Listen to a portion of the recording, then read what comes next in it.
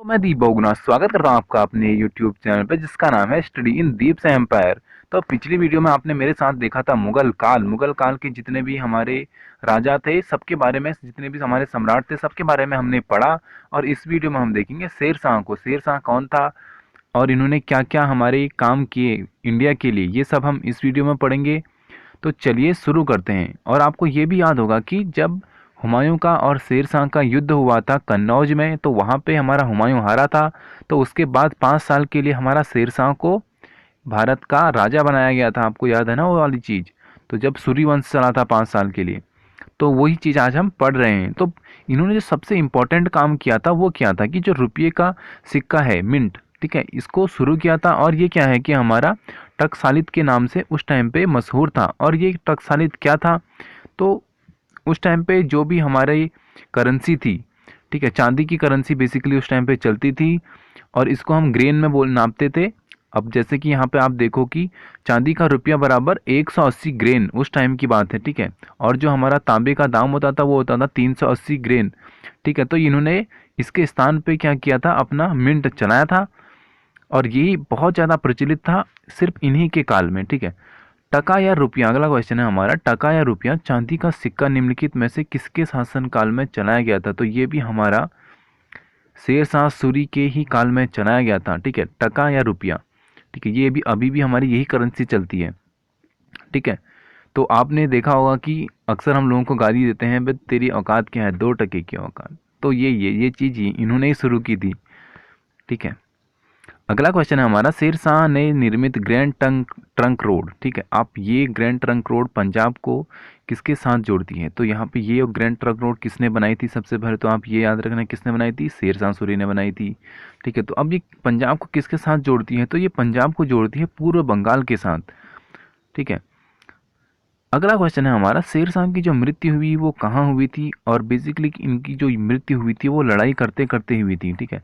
तो ऐसा माना जाता है कि जो इनकी मृत्यु हुई थी वो कलिंजर, कलिंजर एक जगह है हमारी इंडिया में, तो वहाँ जो अभियान चलाया था इन्होंने, उसके दौरान किले की दीवार से टकराकर लौट गए गोले के विस्फोट से शाहजहां की मृत्यु हुई थी 1545 में।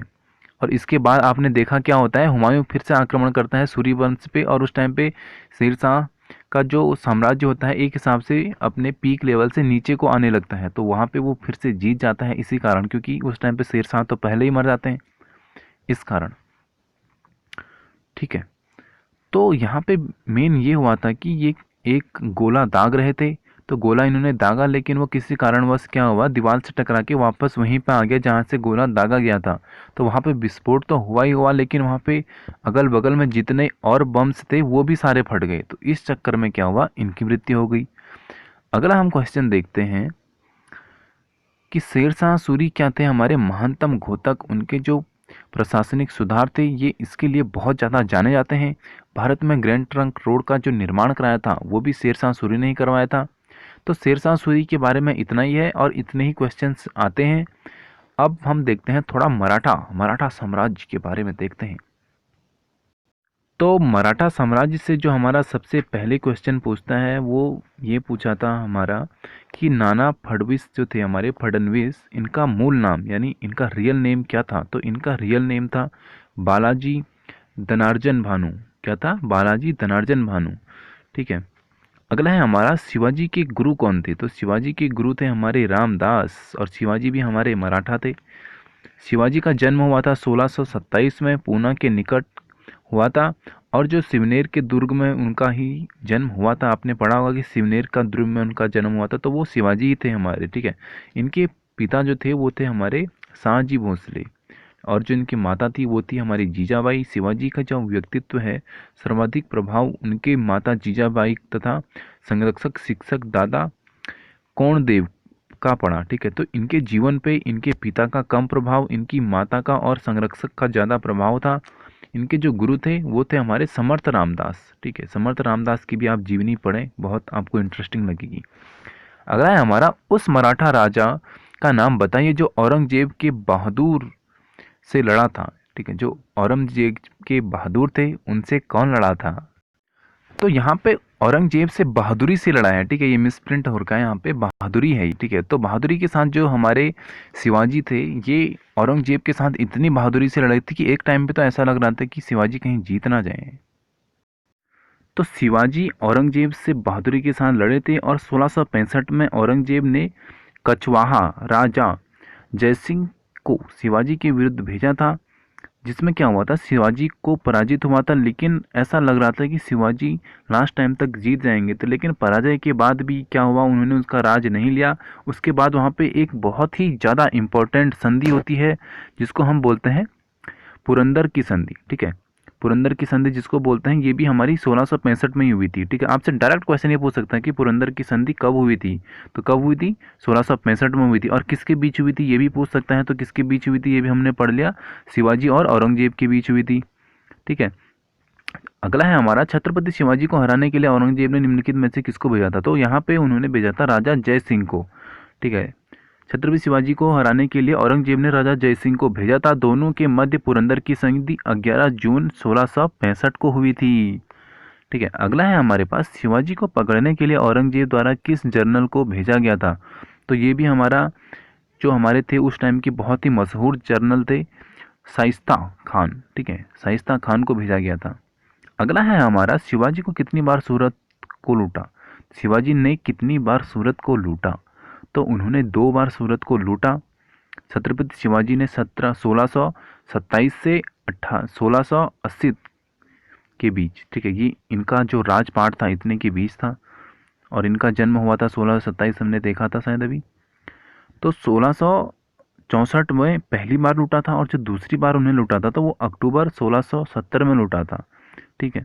अगला है हमारा, 1700 में राजा राम की मृत्यु के बाद मराठों ने मुगलों के विरुद्ध उनकी जो वीर पत्नी थी, तो उनकी वीर पत्नी कौन थी ये हमको बताना है, कि नेतृत्व में उन्होंने युद्ध जारी रखा। तो उनकी जो वीर पत्नी थी वो थी हमारी ताराबाई। तारा की भी आपने कहानी सुनी होगी, और मैं तो कहता हूँ इनकी बायोग्राफी एक बार जरूर पढ़िए, आपको आनंद आएगा। तो राजा राम की जब मृत्यु हुई थी उसके बाद उनकी जो विधवा पत्नी थी ताराबाई ने अपने 4 वर्षीय पुत्र शिवाजी द्वितीय के नाम से गद्दी पर उनको बैठाया था। सिर्फ 4 वर्ष के थे वो, ठीक है, और अकबर 13 वर्ष के थे, भी आप याद रखना।